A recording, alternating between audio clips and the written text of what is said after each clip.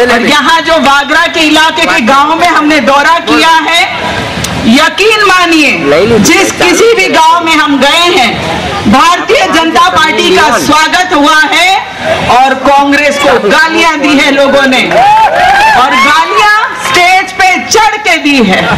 ऐसा नहीं कि अकेले में दी है, उन लोगों ने मंच पे चढ़ के कांग्रेस के एमएलए को गालियां दी है।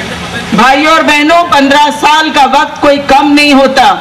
एक बार कोई किसी को माफ करता है, 2 बार करता है, 3 बार करता है, 3 बार के बाद तो माँ बाप भी माफ नहीं करते और आप लोग भी माफ मत करिए। कांग्रेस पार्टी ने हर किसी का दुरुपयोग किया है, हिंदुओं का दुरुपयोग किया है, मुसलमानों का खास तौर पे कौम के नाम पर दुरुपयोग किया है। ये मैं छाती ठोक के इस मंच से कहती हूँ कि सबसे बड़ी दगाबाज अगर कोई पार्टी है मुसलमानों के लिए तो वो कांग्रेस है।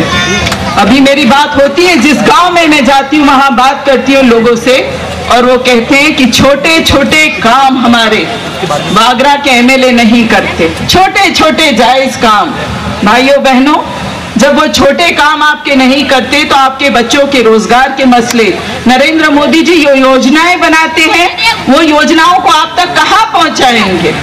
टंकारिया गांव का मैं उदाहरण आपको दे देती हूँ। 100% मुसलमान गांव है वहां का, 8000 वोटर्स हैं, और जब भारतीय जनता पार्टी पहली बार उस गांव में गई है तो नरेंद्र मोदी जी की सद्भावना का असर हमें पार्किंग से ही देखने को मिल गया, और हमें फूलों से स्वागत किया गया, पार्किंग से लेके मंच तक। भारतीय जनता पार्टी जहां कभी टेबल नहीं लगाती थी, ऐसे गांव में जो स्वागत मिला है, रात को 10 बजे तक लोगों ने मंच नहीं छोड़ा। आचार संहिता के कारण हमें उतरना पड़ा मंच से, और भारतीय जनता पार्टी के ऑफिस में तमाम गांव इकट्ठा हुआ है और रात को 1 बजे तक मीटिंग की है। और ये आश्वासन हमें केवल टंकारिया नहीं, हमें दयाद्रा से मिला है, हमें देतराल से मिला है, हमें इंदौर से मिला है, हमें तमाम गांवों से मिला है, पालेज, नबीपुर। अरे भाइयों, जब मुसलमानों ने नरेंद्र भाई मोदी को मान लिया है तो आप लोगों से तो मैं 100% वोटिंग की उम्मीद लगाती हूँ। इस बार जो आंधी चलेगी वागरा में, कांग्रेस कभी अपना सिर उठा नहीं पाएगी। ये आज का दिन लिख लीजिए, उनका खत्म आखिरी दिन है ये कांग्रेस के लिए। आप देखिए बड़े बड़े नेता आए हैं और वो नेता बैसाखियां लेकर के चल रहे हैं। अरे यार, अपने वतन में कोई अजरुद्दीन की मदद से प्रचार में निकलेगा? कोई निकलेगा? भाई हम तो सारे लोकल है, सारे भरूची और गुजराती हैं। हमें किसी सहारे और बैसाखी की जरूरत नहीं है। एक बाजू आप राज बब्बर को लेकर के चलते हो, एक बाजू अजरुद्दीन को।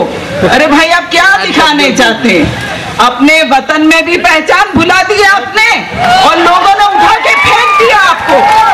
भारतीय जनता पार्टी के चुनाव का असर देख लीजिए। 2010 में जब हमारे स्थानीय स्वराज के चुनाव हुए तो 8 नगर पालिका है गुजरात में, उसमें से 7 नगर पालिका भारतीय जनता पार्टी की है। जिला परिषद देख लीजिए, 1 या 2 को छोड़ के सारी की सारी गुजरात की जिला परिषद भारतीय जनता पार्टी की है।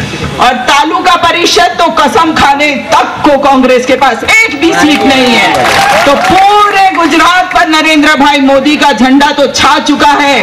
2011 में देख लीजिए, बाई इलेक्शन में +4 सीट हम गए हैं, और अब 2012 में तो खटिया खड़ी कर देनी है कांग्रेस की। ये लोग हारेंगे और निश्चित हारेंगे। 90 के दशक में ये लोग हारे हैं। 90 के चुनाव कांग्रेस हारी है विधानसभा के, 95 में भी चुनाव हारे हैं, 97 के चुनाव भी कांग्रेस जीत नहीं पाई, 2002 में हार हुई है इनकी, 2007 में भी हारे हैं, और अब की बार 2012 में तो ऐसे हारेंगे ये लोग, ऐसे हारेंगे, कभी उठने की ताकत नहीं करेंगे ये लोग। ये छठा चुनाव है और छठी का दूध याद आ जाएगा उन्हें इस बार। भारतीय जनता पार्टी के लोगों से मैं अपील करती हूँ, तमाम कार्यकर्ता, जो भी बहनें इस वक्त लगी है, कहीं आपके पास घर का घर फॉर्म लेकर तो नहीं आए ना ये बहरूपी और जादूगर। देखिए, कोई घर नहीं मिलेगा आपको, लिख लीजिए इस बात को। शीला दीक्षित जी ने बोला था दिल्ली में 8 साल पहले कि घर का घर देंगे। भाइयों, आज तक किसी को घर नहीं दिया है। आपको 2 रोटी मुफ्त में वो लोग नहीं खिलाएंगे। घर की बात तो भूल जाइए। आपकी रसोई से गैस ले गए, आपके लिए पेट्रोल महंगा कर दिया, डीजल महंगा कर दिया, सब्जियां महंगी कर दी, और अब घर का उल्लू बना रहे हैं आपको। ये बातों में हरगिज़ मत आइएगा उनकी। कोई घर वर आपको मिलेगा नहीं, ये लुटेरे हैं। महाराष्ट्र में कहा था कि गरीबों को घर देंगे। अरे गरीबों को छोड़ो, जो हमारे सेना की बेवा है ना, उनके लिए आदर्श सोसाइटी बनाई। और आप सबको मालूम है कि आदर्श सोसाइटी घोटाले में क्या हुआ। किसी भी सैनिक की बेवा को घर नहीं मिला, लेकिन सारे के सारे घर ये लोग लूट गए। आज ज्यादा वक्त नहीं है हमारे पास। राज्यसभा मेंबर हमारे हैं भरत सिंह जी। परिणामों गरीब मानस, मध्यम वर्ग બધા ક્ષેત્ર શાસનની ધુરા સંભાળી આદરણીય નરેન્દ્રભાઈ આપણી વચ્ચે આવી ગયા છે, ત્યારે આપણે એમનું જોરદાર સ્વાગત કરીએ। देखो देखो कौन आया, देखो देखो कौन आया। उपस्थिति જ આપની છે રંગનું ઉપવન, ઉપસ્થિતિ જ આપની છે રંગનું ઉપવન। સ્નેહથી આવકારે આપને સૌ વાગરાજન, સ્નેહથી આવકારે આપને સૌ વાગરાજન। સાથ સહકારનું આપીને વચન, દઈશું ભવ્ય જન સમર્થન। સાથ સહકારનું આપીને વચન, દઈશું ભવ્ય